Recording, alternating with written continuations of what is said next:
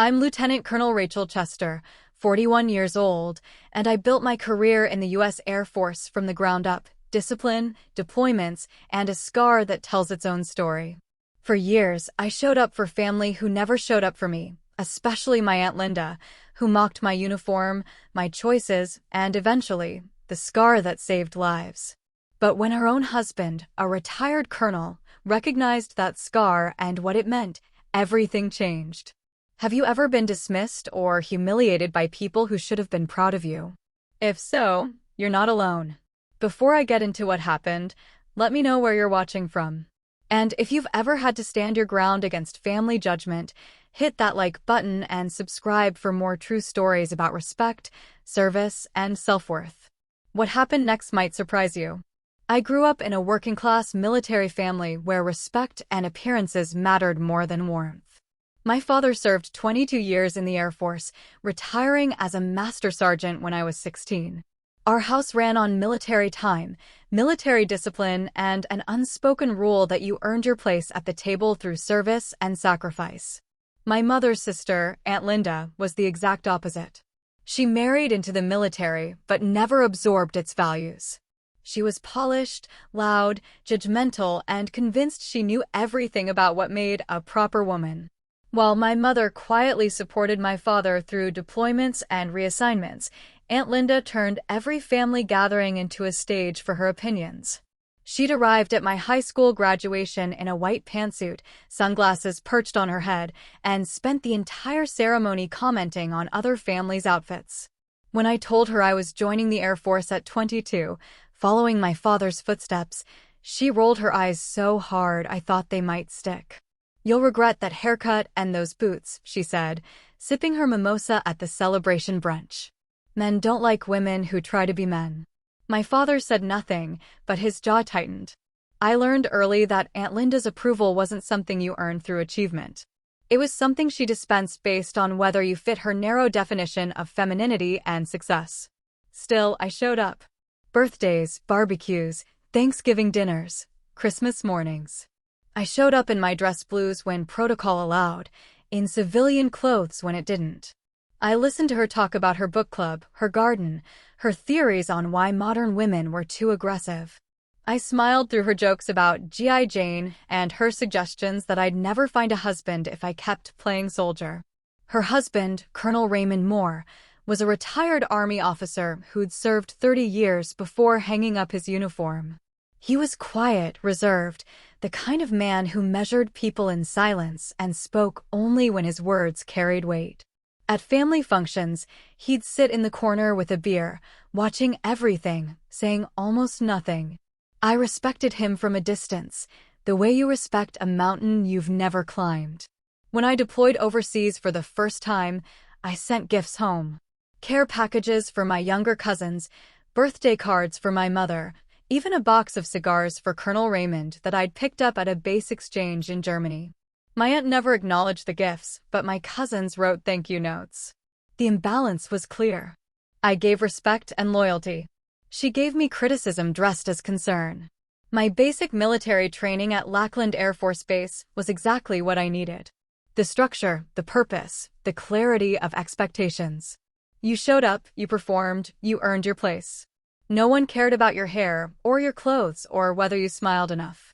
They cared whether you could complete a 5-mile run in under 45 minutes, whether you could field strip a rifle, whether you could follow orders and lead when necessary. I excelled. Not because I was naturally gifted, but because I understood the value of discipline. By the time I finished my technical training and received my first assignment as a second lieutenant, I'd found something my aunt's world could never offer: a meritocracy. My first assignment took me to Joint Base San Antonio. I worked in logistics, coordinating supply chains for overseas operations. The hours were long, the work was detailed, and I loved every minute of it. I was promoted to first lieutenant within 2 years, right on schedule. My father came to the ceremony. My mother cried. Aunt Linda sent a card that said, "Congratulations on your promotion. Maybe now you can afford some nicer clothes for family events." I kept the card. I'm not sure why. Maybe as a reminder that some people will never see you clearly, no matter how much you achieve. When I deployed to the Middle East for my second tour, I was a captain leading a team of 15. We managed supply routes through hostile territory, coordinated air support logistics, and kept soldiers fed, armed, and mobile in conditions that would break most civilians. I came home with a commendation, a deeper understanding of what service meant, and a scar that would change everything. The mission that gave me the scar wasn't something I could talk about in detail. Operation Iron Storm was classified, involving a rescue operation that went sideways when our convoy took fire. Shrapnel from an improvised explosive device tore through my left forearm, severing muscle and nicking bone. The field medics saved my arm. The surgeons at Landstuhl Regional Medical Center saved my career. But the scar remained, a thick, ropey line of tissue running from my wrist to my elbow, a permanent reminder of the day I'd pulled 2 injured airmen from a burning vehicle while rounds pinged off the metal around us. I didn't talk about it. Not because I was ashamed, but because it wasn't a story for barbecues. It was sacred ground, the kind of experience you shared only with people who'd been there. For 2 years after I came home, I wore long sleeves to family functions. Not to hide the scar, but to avoid the questions. I knew my aunt wouldn't understand. I knew she'd find a way to make it about appearances, about what people might think. I was right. After I came home from my second deployment, something changed. Not with me, but with how my family saw me. Or rather, how they refused to see me. I'd been promoted to major, of a rank I'd earned through competence, leadership, and the kind of grinding work that doesn't make headlines, but keeps the machine running. At 31 years old, I was ahead of the promotion curve, and I knew it. My father knew it too. He'd shake my hand at family gatherings with a grip that said everything his words didn't. But Aunt Linda started treating my service like a phase I needed to outgrow. "You've had your adventure," she said at Easter dinner, passing the ham across the table. "Time to settle down, find a nice man, maybe use that GI Bill for something practical." I wanted to tell her that I was using my experience for something practical, leading airmen, managing million-dollar logistics operations, mentoring junior officers who looked to me for guidance. Instead, I smiled and asked her to pass the roles. At family gatherings, she'd steer conversations away from my career with the precision of a social engineer. If someone asked about my deployment, she'd interrupt with a story about her garden or her latest home renovation. If I mentioned an upcoming assignment, she'd joke that I liked the attention of wearing a uniform. Her husband, Colonel Raymond Moore, rarely spoke during these exchanges. He'd sit in his chair, watching, measuring, his expression unreadable. I wondered sometimes what he thought, whether he saw what I saw, a woman determined to diminish what she couldn't control. My brother, Ethan, mirrored her tone. He was 3 years younger, a sales manager for a pharmaceutical company who'd never considered military service. "You still doing that soldier thing?" he asked at my mother's birthday party, as if my career were a hobby I'd eventually tire of. It stung more coming from him. We'd grown up in the same house, under the same flag, with the same father who'd taught us both about duty and honor. But somewhere along the line, Ethan had absorbed Aunt Linda's worldview, that real success meant civilian comfort, corporate climbing, and keeping your hands clean. I brushed it off. I'd learned in the Air Force that not everyone would understand the choice to serve. Some people saw the uniform and thought of parades and salutes. They didn't see the 0300 hours wake-ups, the months away from home, the weight of being responsible for lives beyond your own. They didn't understand that service wasn't just a job. It was identity, discipline, and sacrifice woven so tightly together you couldn't separate them. Still, I stayed patient. I showed up to every barbecue, every holiday dinner, every celebration where Aunt Linda held court and my brother nodded along with her assessments of my life. I brought wine, helped set tables, played with my younger cousins who asked me questions about flying even though I worked logistics, not flight ops. I answered their questions because someone needed to show them that military service was honorable, that the uniform meant something beyond what their mother thought. The patience was wearing thin, though. Every dismissive comment, every redirect, every joke about attention-seeking added weight to a load I'd been carrying since I was 22 years old. I told myself it didn't matter, that their opinions couldn't touch what I'd built. But that's the thing about disrespect from family. It finds the gaps in your armor. At my cousin Sarah's college graduation party, Aunt Linda introduced me to her friends as our Rachel, the one who's in the military. Not Major Chester. Not my niece who serves our country. Just the one who's in the military, as if it were a quirk rather than a commitment. One of her friends asked what I did, and before I could answer, Aunt Linda laughed and said, "Oh, she moves boxes around. Very important boxes, I'm sure." The table chuckled. I didn't. Colonel Raymond's eyes flicked to me across the patio, something unreadable in his expression. Then he looked away. I stayed another hour, then drove home to my apartment off base and sat in the silence, wondering why I kept subjecting myself to people who refused to see me. The answer, I knew, was the same reason I'd stayed in the Air Force through the hard deployments and the long hours, because walking away felt like surrender. And I'd been trained never to surrender. But the question was becoming louder. What exactly was I fighting for? If respect couldn't be earned through service, sacrifice, and competence, then what currency did my family deal in? I didn't have an answer yet, but I knew something had to change. That change came at a summer barbecue, on a day that should have been about burgers and laughter and sunlight. Instead, it became the day I stopped asking for permission to exist. The barbecue was supposed to be casual. My mother's 60th birthday, held at Aunt Linda's sprawling backyard with its manicured lawn and elaborate outdoor kitchen that looked like it belonged in a home design magazine.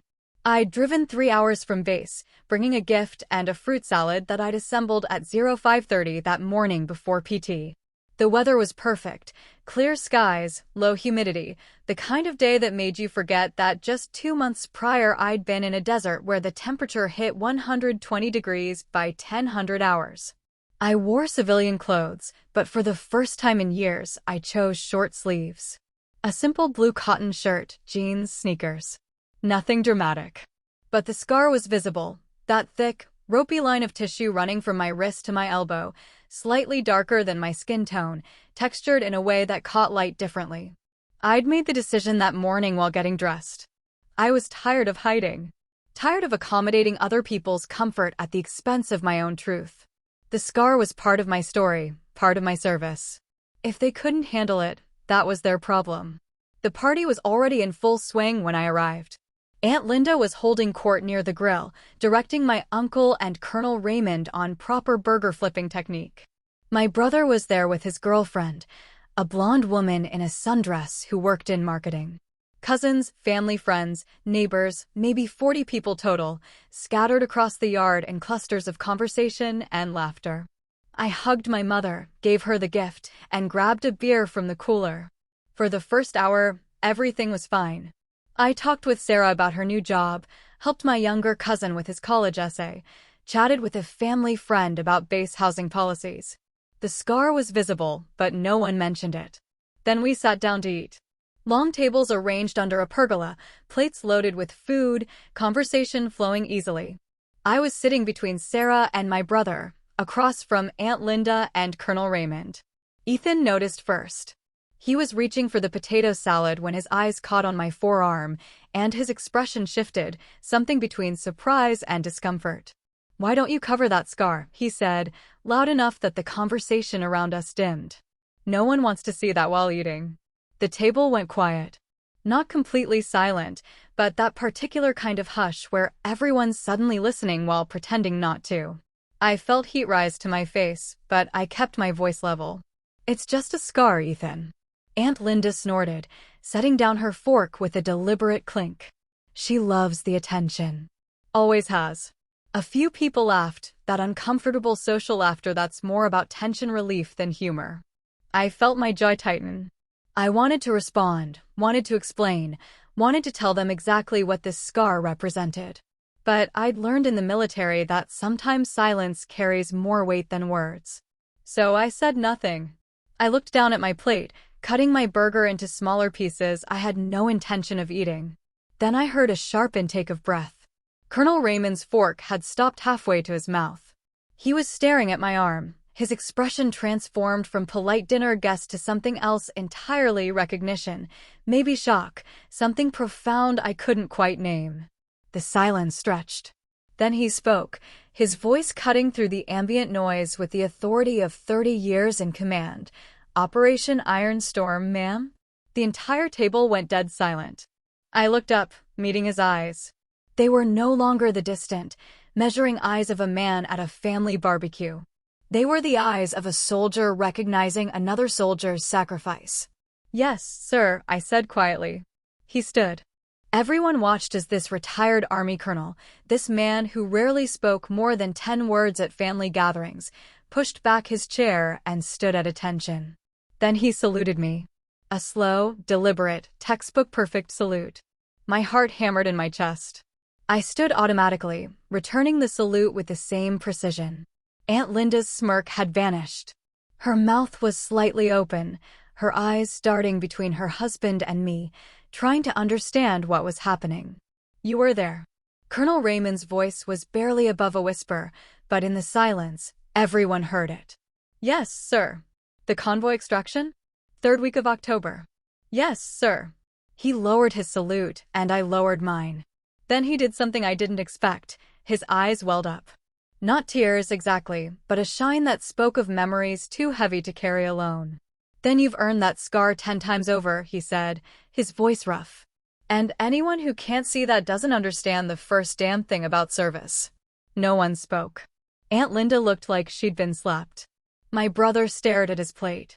The other guests exchanged confused glances, unsure whether to resume eating or wait for someone to explain.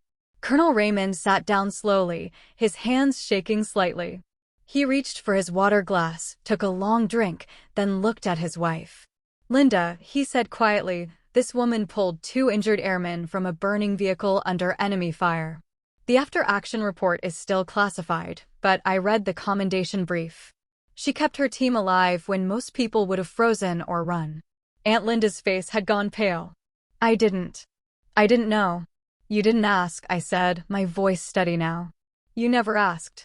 The barbecue continued, but the energy had shifted irrevocably. People ate quietly, conversations restarting in subdued tones.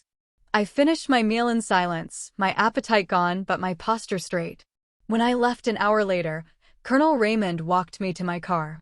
"I should have spoken up sooner," he said. "The way she talks to you. I should have said something years ago." "It's not your fight, sir." "The hell it isn't," he said, his command voice emerging briefly. Then, softer, "Your family. And you've served with distinction. That deserves respect, not mockery." I nodded, not trusting my voice. He extended his hand, and I shook it, a firm grip that lasted several seconds. "Proud to know you, Major Chester." "Thank you, sir." I drove home with the windows down, letting the wind clear my head. Something had broken at that table, and I wasn't sure yet whether it could be repaired. But for the first time in years, I felt like I'd been seen. Really seen. And that changed everything. After that day, things shifted in ways I couldn't have predicted. The most immediate change was silence. Aunt Linda stopped calling. The family text chain, usually buzzing with pictures and plans, went quiet whenever I contributed. My brother sent a text 3 days after the barbecue, "Sorry if things got weird. You know Linda, she doesn't think before she speaks." I read it twice, then put my phone down without responding. That wasn't an apology. It was an excuse, a deflection wrapped in false sympathy. It assumed I'd accept the same pattern that had played out for years. Disrespect followed by a half-hearted acknowledgement, followed by me pretending everything was fine. I was done pretending. At work, I threw myself into a new assignment. We were coordinating a massive logistics overhaul for airlift operations, 12-hour days minimum, weekend calls with overseas bases, the kind of work that required absolute focus. It was easier than dealing with family dynamics. At least at work, the metrics were clear. Either the cargo reached its destination on time, or it didn't. Either the mission succeeded, or it failed. No ambiguity, no hidden agendas. Captain Dana Nguyen, one of my fellow officers who'd become a close friend, noticed the change.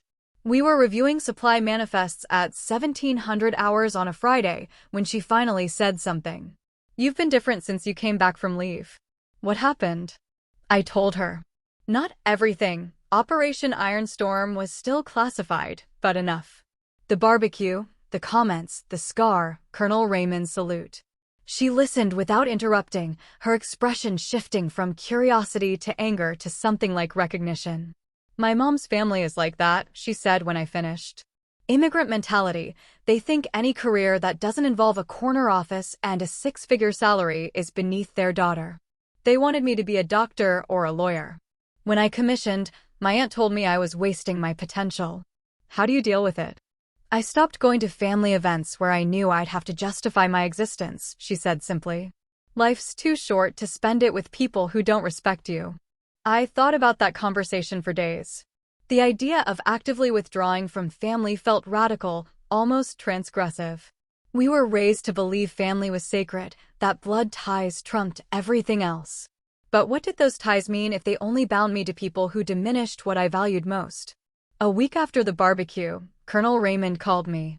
Not texted, called, which felt significant. "Major Chester," he said when I answered. "I wanted to follow up on what happened.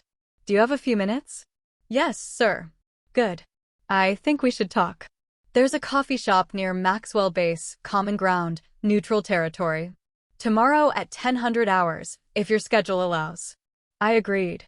The next morning, I drove to the coffee shop, a local place that catered to military and civilian alike.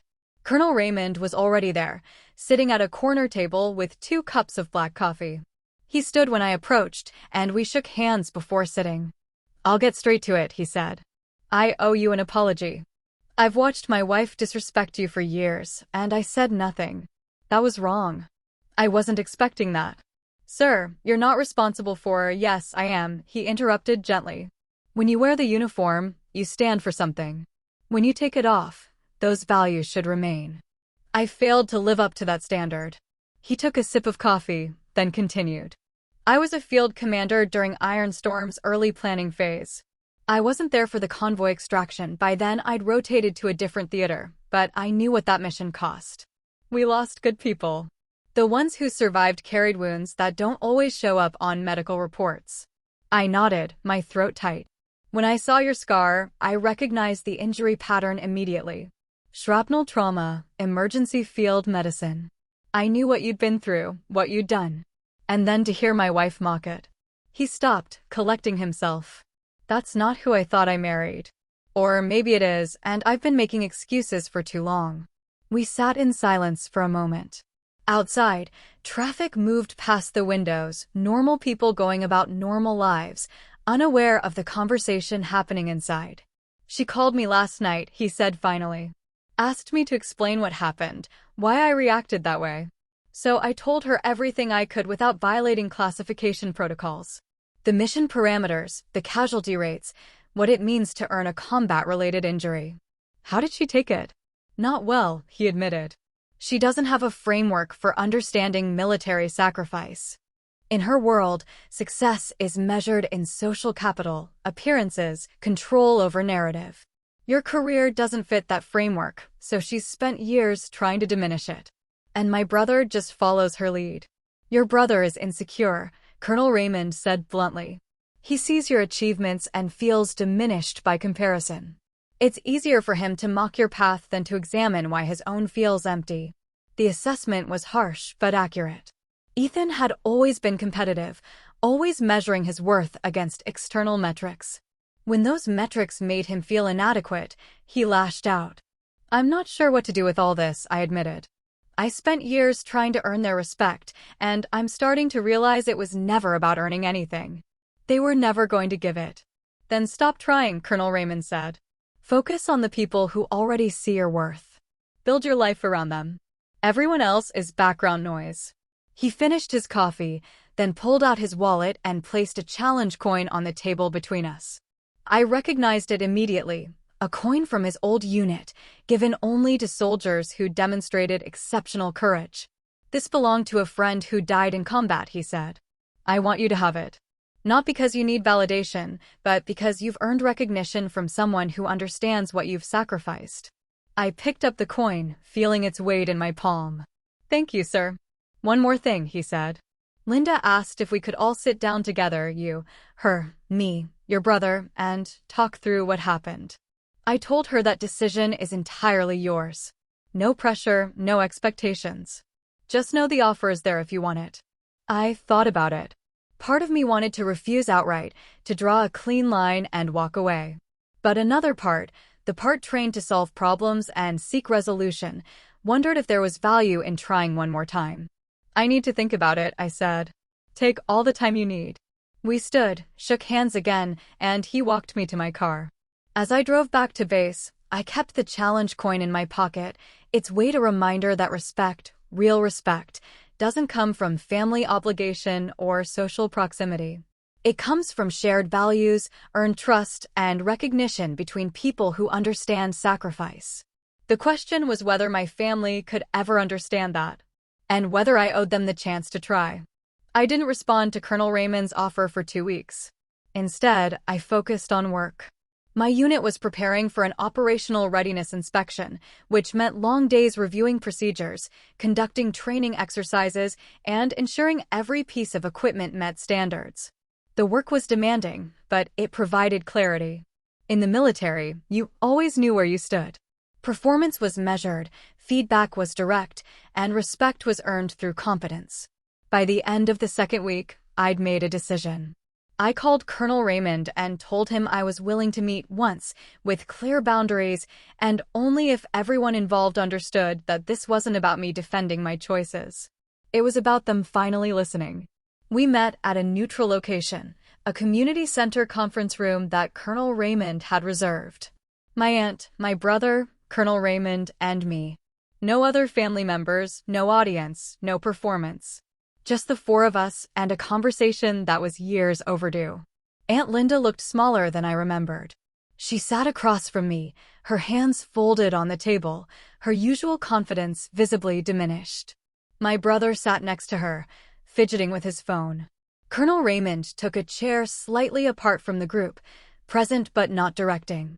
I'd prepared remarks, but when I opened my mouth, what came out was simpler than I'd planned.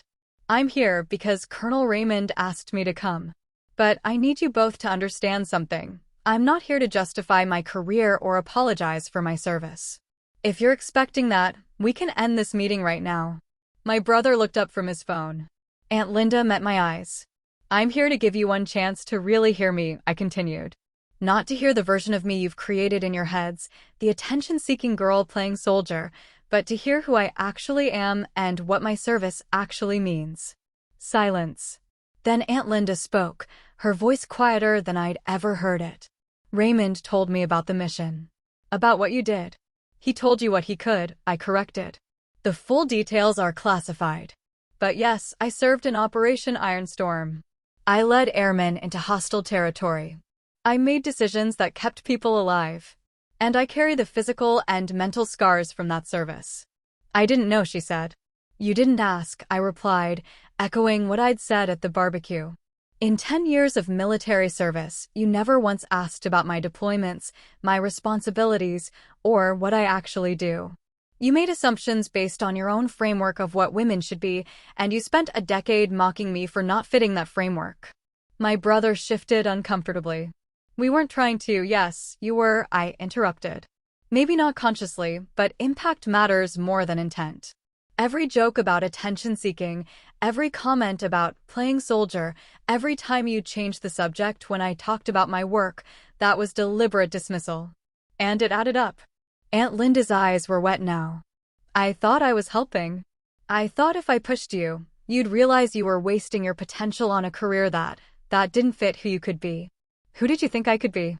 I asked. Someone softer, she admitted. Someone who didn't need to prove herself. Someone who could just be comfortable. I am comfortable, I said. I'm comfortable in my uniform. I'm comfortable leading airmen half my age who trust me with their careers and their lives. I'm comfortable making decisions under pressure that most people couldn't handle. What I'm not comfortable with is sitting at family dinners while you treat my life's work as a phase I'll outgrow. Colonel Raymond spoke for the first time. Linda, what Rachel is describing is called disrespect. And in the military, disrespect toward a superior officer or any fellow service member is a serious breach. The fact that she tolerated it from family for as long as she did speaks to her patience, not to any weakness in her character. My brother finally put his phone down. I guess I never thought about it that way. You always seemed so confident, so sure of yourself. I didn't think our opinions mattered to you. Of course they mattered, I said. You're my family. But there's a difference between caring about someone's opinion and letting it define your worth.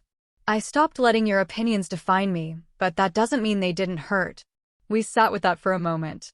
Outside, I could hear children playing in the community center's gym, their laughter distant but clear. Normal life, continuing regardless of our heavy conversation. So where do we go from here? Aunt Linda asked. That depends on you, I said. I'm not going to keep showing up to family events where I have to defend my existence. I'm not going to smile through jokes about my career. I'm not going to pretend that 10 years of disrespect can be erased with one conversation.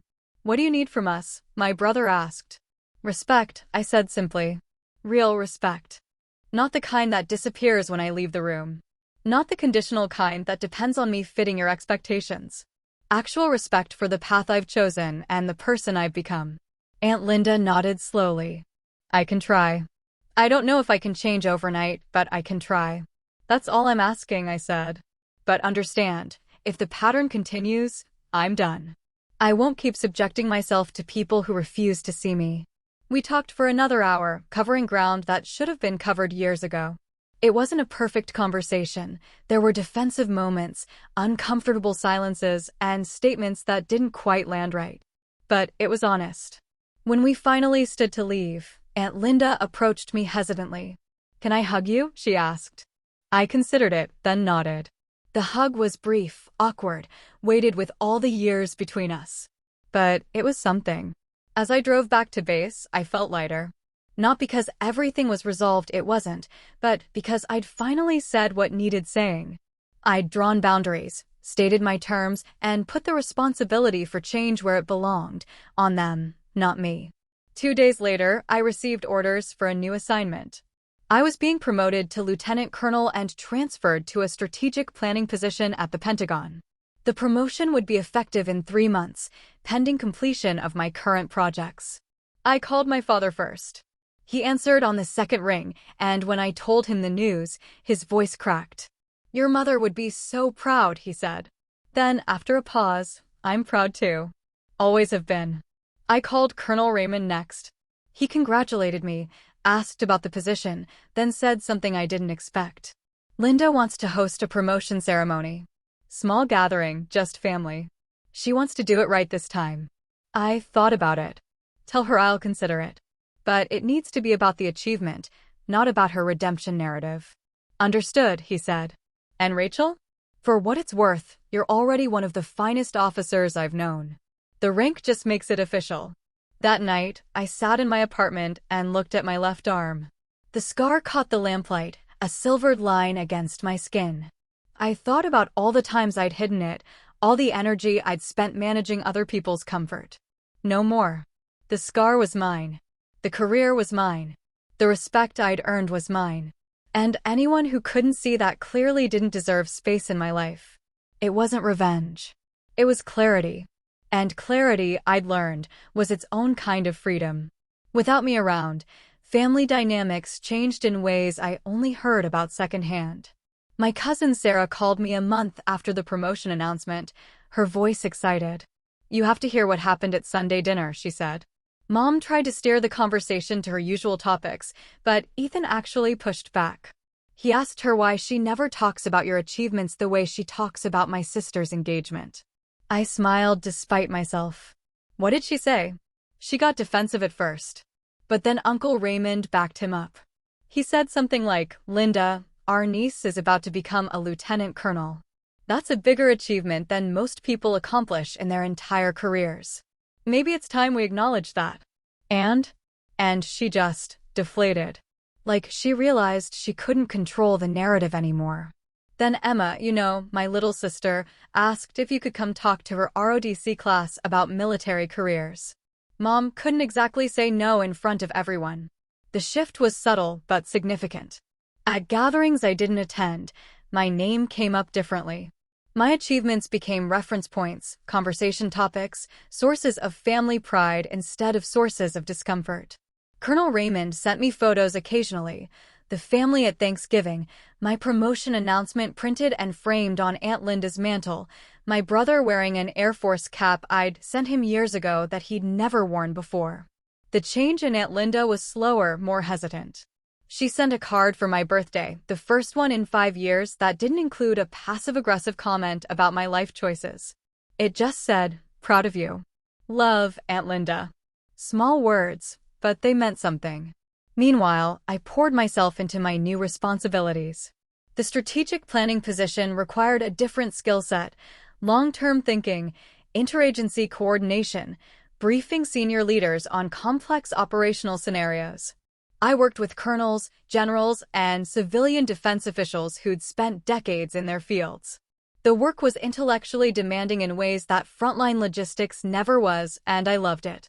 I also started mentoring younger officers, especially women dealing with subtle disrespect. Every story reminded me of my own journey: the dismissive comments, the casual sexism, the exhaustion of constantly proving yourself. One lieutenant told me about her family asking when she'd settle down and start a real life. I told her about Aunt Linda, about the barbecue, about learning to value herself independently of family validation. "So, what do you do when the people who should support you don't?" she asked. "You find the people who do," I said. "And you build your life around them. Everyone else is optional."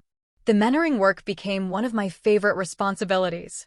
I started hosting quarterly coffee sessions for junior female officers, creating space for them to discuss challenges without fear of career repercussions. Captain Dana Nguyen co-facilitated with me, and together we built a network of support that spanned bases and career fields. "You know what's interesting?" Dana said after one session. "You're doing for these women what you wish your family had done for you." She was right. I'd turned my own experience of being unseen into a mission to ensure others felt visible. When I was pinned for lieutenant colonel, the ceremony was exactly what I'd requested: professional, dignified, and focused on the achievement rather than family drama.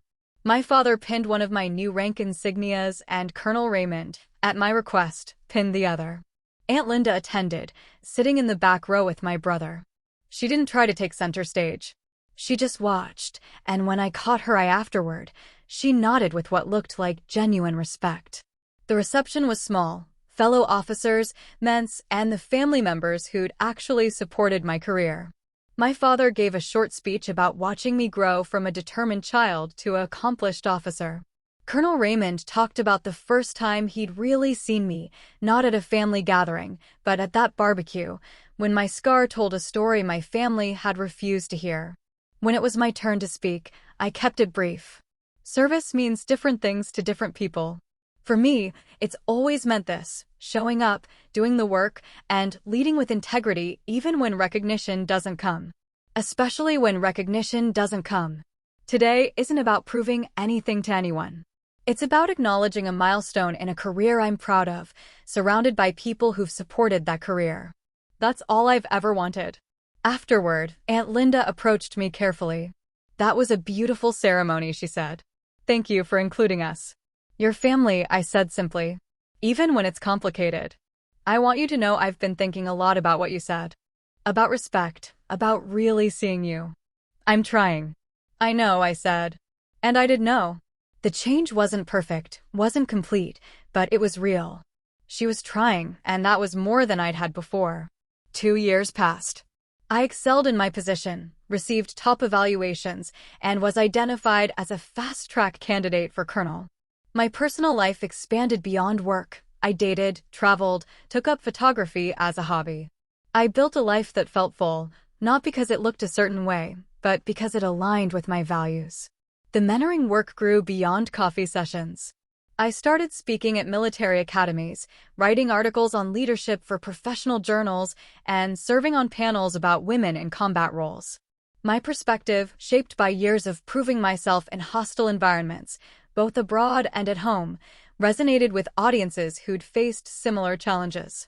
At one conference, a young captain approached me after my presentation. "You talked about family not understanding your service," she said. "Did that ever get better?" "Eventually," I said. "But not because they suddenly understood. Because I stopped needing them to understand in order to value myself." "That sounds lonely." Sometimes it is, I admitted. But it's less lonely than spending your life begging for validation from people who refuse to give it. She nodded, and I saw recognition in her eyes. We exchanged contact information, and she became part of the growing network of officers I mentored. The work gave me purpose beyond rank and assignments. I was building something lasting, a community of support for people who'd been where I'd been, who needed what I'd needed and never fully received. Aunt Linda and I settled into a new normal. We saw each other at major family events, holidays, milestones, celebrations, but the relationship had boundaries now. She'd learned not to comment on my appearance, my relationship status, or my career choices. I'd learned to accept her limitations while not letting them define my worth. My brother changed more dramatically. At 35, he enlisted. Not in the Air Force, he joined the Army, starting as an E1 despite his age and education. When he called to tell me, his voice was sheepish. "I know it's late," he said. "And I know I don't have your natural aptitude for this. But I've spent 10 years in sales, and I feel empty. I need to do something that matters." "What does Aunt Linda think?" I asked. "She's horrified," he admitted. "But I'm done living for her approval. Watching you these past few years, watching you build a career on your own terms despite everyone's opinions, it made me realize I've never done that." "It's going to be hard," I warned him. "Basic training doesn't care how old you are or what your civilian resume looks like. You'll be treated like every other recruit." "I know," he said. "That's kind of the point." He shipped out 3 months later. I sent him care packages during basic training, just like I'd sent packages to deployed soldiers for years. His letters were humbling, descriptions of physical challenges, mental exhaustion, the grinding work of transforming from civilian to soldier. "I finally understand what you meant about service being identity," he wrote in one letter. "It's not something you do. It's something you become." "I'm sorry it took me this long to see that." I wrote back with encouragement and practical advice.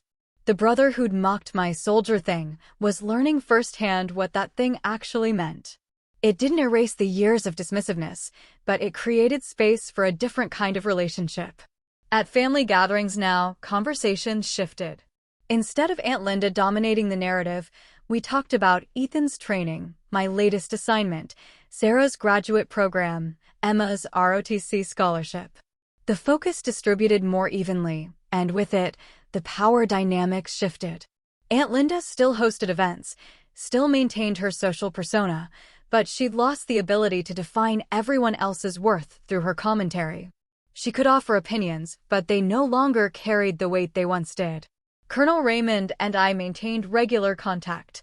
We met for coffee every few months, discussing military history, leadership challenges, and the state of national defense. He'd become a mentor in the truest sense, someone who saw my potential and helped me develop it without trying to shape me into something I wasn't. "You've done well," he told me at one of our meetings. "Not just professionally, but personally. You figured out how to maintain family relationships without sacrificing yourself. That's harder than most people realize." "I learned from watching you," I said. "You stayed married to Aunt Linda, but you never let her worldview become yours. You maintained your integrity while navigating her personality." 30 years of practice, he said with a wry smile. "And it still isn't easy. Does she understand yet?" "Really understand what service means?" He considered the question. "She understands more than she did. She'll never understand completely, she didn't live it, didn't grow up in it the way you and I did. But she's learned to respect what she doesn't understand." That's progress. It was progress. Imperfect, incomplete, but real. By my 40th birthday, I'd achieved what I'd set out to achieve, a career built on competence, respect earned through service, and a life that aligned with my values. The relationships that mattered had deepened. The ones that didn't had faded or transformed into something healthier.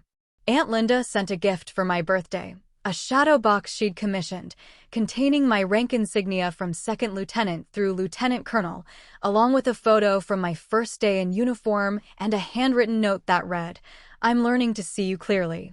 Thank you for your patience." I hung it in my office, next to the challenge coin Colonel Raymond had given me years ago.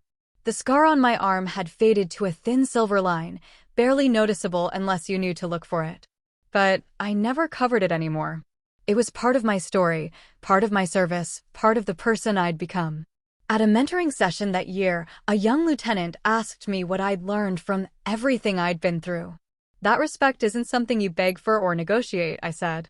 It's something you establish through boundaries, consistency, and the willingness to walk away from people who refuse to give it. And sometimes, not always, but sometimes, when you establish those boundaries, people rise to meet them. They become better versions of themselves because you refuse to accept less. What if they don't? She asked. Then you've lost nothing except the illusion that they were capable of seeing you. And that's not really a loss. That's clarity. The session ended, and I drove home through familiar streets, thinking about how far I'd come. Not just in rank or responsibility, but in understanding my own worth independently of anyone else's validation. It wasn't the dramatic transformation that people write stories about. It was quieter than that, a series of small decisions, boundaries established and maintained, relationships renegotiated or ended. But it was mine. And that made all the difference. It's been 5 years since that barbecue. I'm Lieutenant Colonel Rachel Chester, United States Air Force, 41 years old, and I've spent the last 2 decades building a career I'm proud of. The scar on my left arm is still visible, faded now to a thin line that catches light differently than the surrounding skin, a permanent record of Operation Iron Storm, and the day I pulled 2 airmen from a burning vehicle while the desert burned around us. At every new officer orientation I lead, I roll up my sleeve and tell them the same thing. Every mark you earn in service, physical or otherwise, is a record of courage, competence, and commitment. Never let anyone shame you for surviving. Never let anyone diminish what you've sacrificed. And never, ever apologize for being exactly who you are. The younger officers listen with an intensity one recognize. They're at the beginning of their journeys, facing the same challenges I faced. Families who don't understand, civilian friends who can't relate, the constant low-grade pressure to be softer, quieter, more accommodating. I tell them what I wish someone had told me earlier. That service is its own reward, that external validation is nice, but not necessary, and that the respect that matters most is the respect you give yourself. Aunt Linda still hosts family events. She's 63 now, still polished, still social, but the sharp edges have softened. She asks about my work now, actually listens to the answers, and introduces me to her friends as our Rachel, Lieutenant Colonel in the Air Force, with something that sounds like pride. It's not perfect. She still occasionally comments on my lack of a husband or children, still doesn't fully grasp what my career entails, but she's learned to lead with respect rather than criticism. The transformation wasn't dramatic.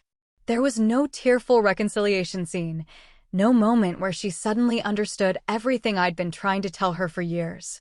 Instead, it was gradual, a series of small corrections, boundaries I maintained, conversations where I refused to accept less than what I deserved. Over time, she adapted. Not because she fundamentally changed who she was, but because I fundamentally changed what I would tolerate. My brother completed his enlistment and re-upped for another term. He's a sergeant now, E5, stationed in Georgia, with a wife he met during technical training. When we talk, there's mutual respect that wasn't there before, the kind that only comes from understanding sacrifice firsthand. He calls me for advice sometimes, asking about leadership challenges or how to handle difficult subordinates. I help when I can, and occasionally I ask him for perspective on enlisted culture, areas where my officer experience leaves gaps. I get it now, he told me last Christmas. Why you stayed in even when we were all being assholes about it. There's something about serving that gets into your bones. You can't really explain it to people who haven't done it. No, I agreed. You can't.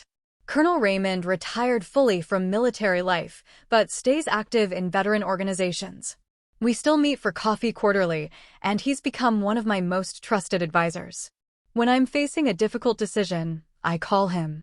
When I need perspective on navigating senior leadership politics, he provides it. The respect between us is mutual, built on shared values and shared understanding of what service costs. Last month, he invited me to speak at a veterans event he was organizing. The audience was mostly older, mostly men, Vietnam and Gulf War veterans who'd served in different eras, but shared the common bond of military service. I talked about Operation Iron Storm to the extent classification allowed, about leadership under pressure, about carrying visible and invisible scars with pride. Afterward, an elderly Vietnam vet approached me. "Thank you for your service, Colonel," he said, saluting. "And thank you for saying what needed saying about scars. I've spent 50 years covering mine." I returned his salute, then shook his hand. "It's never too late to stop covering them, sir." He nodded, eyes wet, and walked away. Those moments, the connections with other veterans, the mentoring of younger officers, the quiet pride of knowing I've served with integrity, those are what make everything worthwhile. Not the rank, not the recognition, but the knowledge that I've contributed something meaningful to something larger than myself. The mentoring network I started has grown into a formal organization now, with chapters at bases across the country. We host quarterly conferences, maintain an online forum, and provide resources for female officers dealing with challenges ranging from sexual harassment to family obligations to career transitions. I serve on the board, contributing when my operational schedule allows. Captain Dana Nguyen, my friend and colleague, was promoted to major last year. She's taken over day-to-day leadership of the organization while I provide strategic guidance. Watching her excel, watching the network grow beyond what I could build alone, that's its own kind of success. At the last conference, a young second lieutenant approached me during the networking session. She was fresh out of the academy, bright-eyed and idealistic in the way that only brand-new officers can be. "I heard your story," she said, "about your family not understanding your service. I'm dealing with something similar. My parents wanted me to go to medical school. They think I'm wasting my potential. What do you think?" I asked. "I think I'm exactly where I'm supposed to be," she said firmly. "But it's hard when the people you love don't see that." "It is hard," I agreed. "And I won't lie and say it gets easy. But it gets clearer. You learn to trust your own judgment more than other people's opinions. You learn that the validation that matters comes from within, from the work itself, from the people you serve alongside." "Did your family ever come around?" "Eventually," I said. "But by the time they did, I'd already learned not to need it. That's the real freedom, not getting approval, but realizing you can thrive without it." She thanked me and walked away, and I hoped she'd remember that conversation when things got difficult. Because they would get difficult. Service always is. That night, I stood in my apartment looking at the shadow box Aunt Linda had made, my rank progression, captured in silver and gold insignia. Next to it hung the challenge coin from Colonel Raymond, the one that belonged to his friend who died in combat. And beside that, a photo from my promotion ceremony, me in dress blues, standing tall, the scar on my arm visible and proud. This is the legacy I'm building, not perfection, not universal approval, but integrity. Service with honor. Leadership rooted in respect, both given and demanded. A life aligned with values that matter. Some lessons take time. But respect, once earned, truly earned, not through family obligation, but through demonstrated competence and courage, doesn't fade. It endures. And so do I. 2 years later, I'm standing in a briefing room at the Pentagon, surrounded by maps, data projections, and senior leadership, when my phone buzzes with a text from my father. "Your mother's in the hospital. Heart attack. Stable now, but it was close." The meeting continues around me, talk of supply chain vulnerabilities, operational timelines, strategic resource allocation, but my mind is suddenly elsewhere. I excuse myself quietly, step into the corridor, and call him back. "She's okay," he says before I can ask. "They caught it early. She's in ICU at Walter Reed, conscious and talking. Asking for you." "I'll be there in 20 minutes, I say. I inform my supervisor, grab my cover, and drive across the city with my emergency flashers on. Walter Reed Army Medical Center is familiar territory. I've visited wounded airmen here, attended ceremonies, briefed on medical logistics. But walking through those doors as a family member rather than an officer feels different. The professional distance collapses. My father is in the waiting room, looking older than I remember. He's 70 now, retired 15 years, and the worry etched into his face makes him look every day of it. We embrace briefly, and he fills me in on the details. She'd been gardening, felt chest pain, had the presence of mind to call 911 immediately.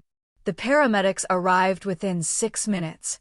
The cardiologist said that quick response probably saved her life. Can I see her? I ask. They're limiting visitors to 15 minutes every hour. Your aunt's in there now. Of course she is. Aunt Linda would have rushed over the moment she heard, taking charge in the way she always does during crises. For all her flaws, she shows up when it matters, at least for her sister. When Linda emerges from the ICU, her makeup is smudged, her usual composure fractured. She sees me and something crosses her face, relief, maybe, or recognition that this situation is bigger than our complicated history. She's asking for you, Linda says quietly. She's weak, but she's herself. Don't tire her out. I nod and enter the ICU. My mother looks small in the hospital bed, connected to monitors and 4 lines, but her eyes are clear when she sees me.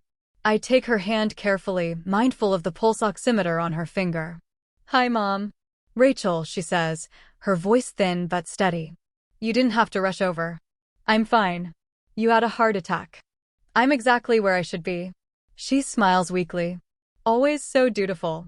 You get that from your father. We sit in silence for a moment, just holding hands.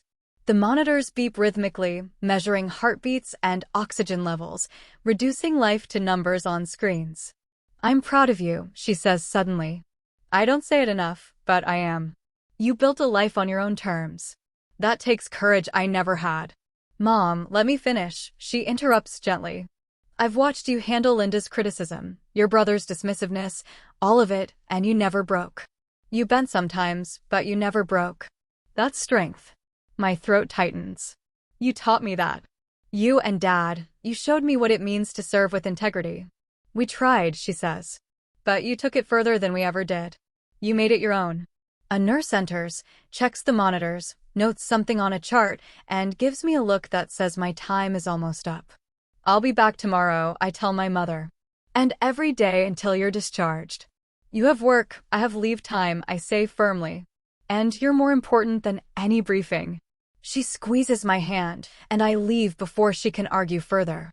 The next 2 weeks become a rhythm.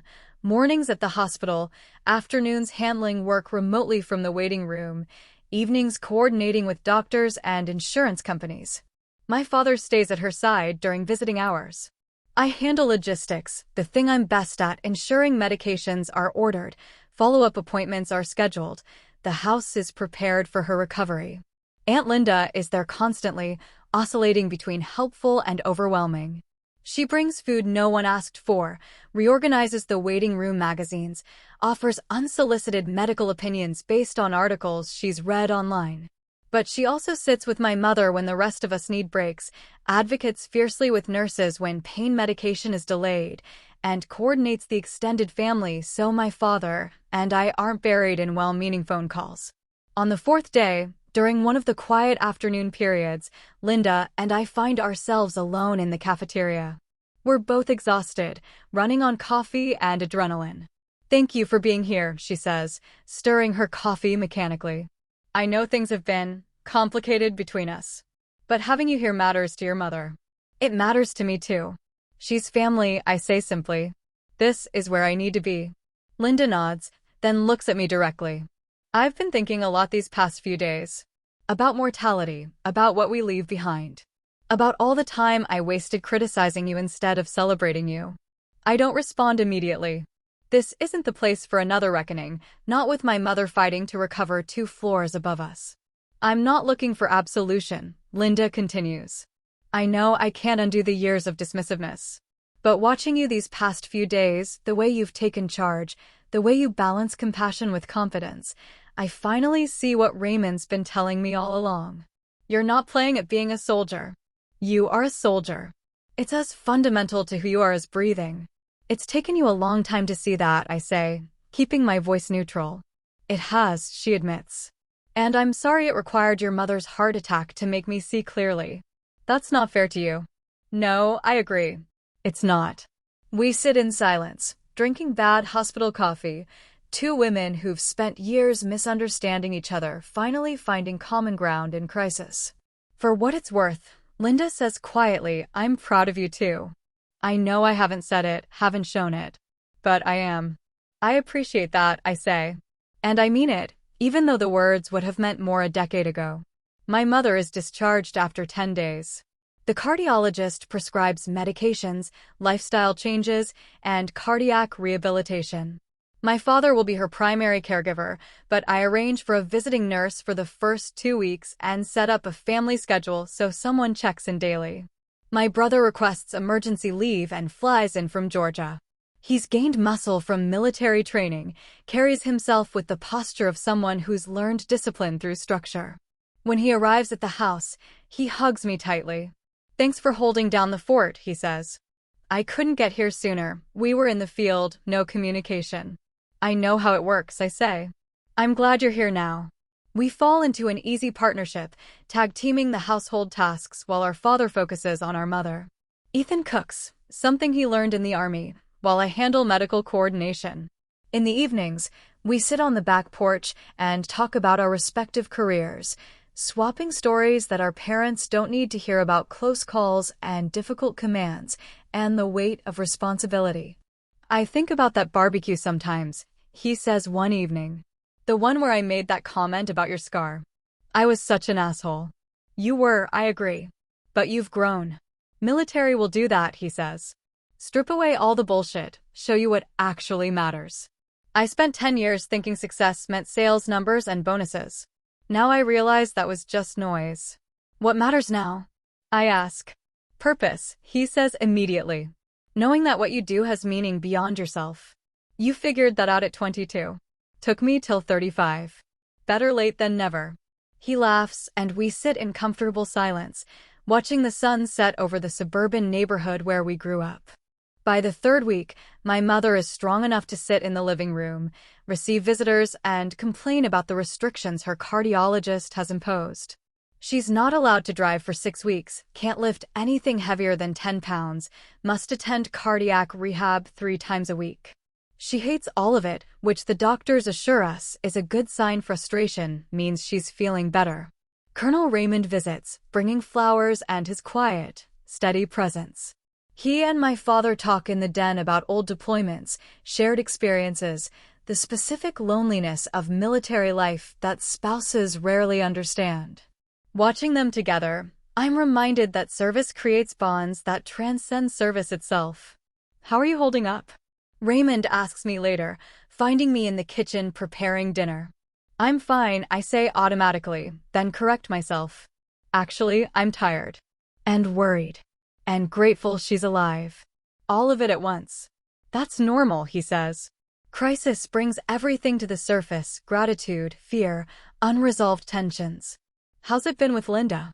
"Surprisingly okay, I admit. We had a conversation.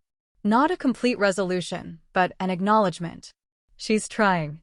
"She is," he confirms. This scared her. Made her realize how much time she's wasted on things that don't matter. She's not going to transform overnight, but she's more aware now. "Awareness is a start," I say. He helps me chop vegetables, and we work in companionable silence. This is what real support looks like, I think: showing up, doing the work, being present without needing credit or recognition. During the 4th week, I receive notification that I'm being considered for a strategic position that would require a move to Colorado Springs. It's a significant opportunity, one that could position me for promotion to full colonel within 2 years. The timing feels impossible. How can I consider relocating when my mother is recovering, when my father might need support, when family suddenly feels more fragile than ever? I discuss it with my father one evening after my mother has gone to bed early. "You should take it," he says immediately. "I haven't even told you what it is yet." "Doesn't matter," he says. I know that look. It's the same look you had when you told us you were joining the Air Force. It's an opportunity that matters. "But Mom, we'll be fine," he interrupts. "She's recovering well. We have support. And Rachel, your mother would never forgive me if I let you turn down a career opportunity because of her health scare. She didn't raise you to put your life on hold." "It's not putting my life on hold. It's being here when you need me." We do need you, he says. But not at the cost of your career. You've worked too hard, sacrificed too much. Take the position. We'll visit. You'll visit.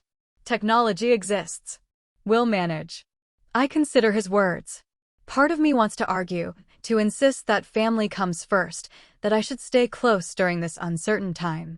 But another part, the part that's been shaped by 2 decades of military service, knows he's right. My mother is stable. The crisis has passed. Life continues. I'll think about it, I say. Don't think too long, he warns.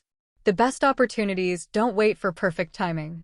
That night, I sit on the back porch under a clear sky, thinking about choices and consequences, about duty to family and duty to self. The military taught me that mission comes first, but it also taught me that taking care of your people is part of the mission. Which people? Which mission? The lines blur. My phone rings.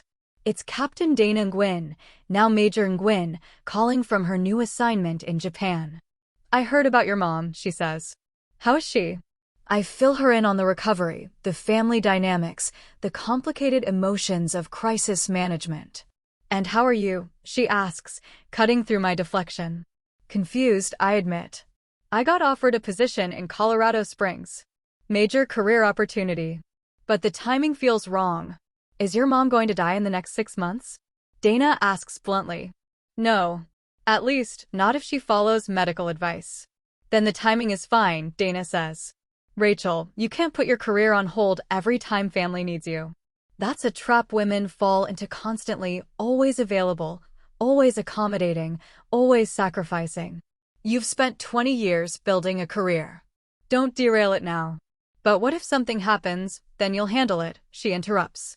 The same way you've handled every other crisis. You'll get emergency leave, you'll fly home, you'll manage the situation. But you can't live your life around what-ifs. She's right, and I know it. The guilt I'm feeling isn't about my mother's actual needs. It's about old patterns, old expectations, the inherited belief that women should always put family first. Take the job, Dana says firmly. Your mom will be proud. Your dad will be proud. And you'll be exactly where you're supposed to be. After we hang up, I sit in the darkness for a long time. Then I go inside, open my laptop, and write an email accepting the Colorado Springs position. My hands shake slightly as I hit send, but the decision feels right. The next morning, I tell my parents over breakfast. My mother's face lights up immediately. Colorado Springs, she says. That's a wonderful assignment. When do you leave? 3 months, I say. Plenty of time to make sure you're stable. I'm stable now, she says firmly. Don't you dare use me as an excuse to delay your career. My father grins. Told you she'd say that. They're genuinely happy for me, and in their happiness, I feel something release, a burden I didn't realize I was carrying, the weight of believing I had to choose between career and family. I don't. I can have both, just not in the way Aunt Linda's generation defined having both.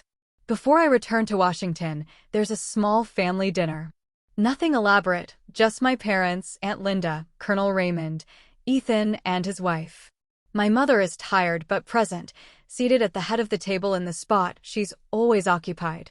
Midway through the meal, she raises her water glass. I want to make a toast, she says. To Rachel, who's been our rock these past weeks. Who's built a career we're all proud of. And who's about to start a new chapter in Colorado. We're grateful for you, sweetheart. More than we probably say. Everyone raises their glasses. Aunt Linda's eyes are wet, and she nods at me across the table, an acknowledgement that carries years of unspoken apologies. To Rachel, they say in unison. I raise my own glass, looking around the table at these complicated, imperfect people who've shaped me in ways both painful and profound. This is family, messy, difficult, occasionally disappointing, but also enduring. We hurt each other and heal each other in cycles that never quite resolve. To family, I say, in all its complexity. We drink, and the conversation resumes, and life continues in its imperfect, beautiful way. 3 months from now, I'll leave for Colorado Springs. I'll take the next step in a career I've built with intention and integrity. I'll carry with me the lessons learned from years of navigating respect and disrespect, of drawing boundaries and maintaining them, of learning to value myself independently of anyone else's validation. But tonight, I'm here. Present, grateful, and finally, fully at peace with all of it. That day didn't rewrite the past, but it set my terms for the future. I don't hide the scar, and I don't negotiate my worth.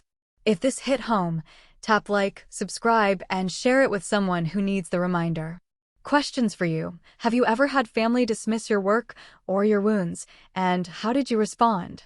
What boundary did you set that finally changed the tone at home?